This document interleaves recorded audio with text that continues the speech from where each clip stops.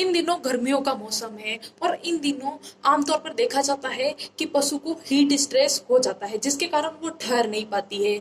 और यह आमतौर पर भैंसों में ज्यादातर देखा जाता है, क्योंकि भैंसों का रंग काला होता है, इसके साथ ही उनमें बाल भी कम होते हैं, जिसकी वजह से वो गर्मी को ज्यादा अवशोषित करते हैं। दूसरा, भैंसों में पसीने की ग्रंथियां गायों की तुलना में कम होती है, जिसके कारण उनको अपने शरीर से गर्मी निकालने में ज्यादा परेशानी होती है।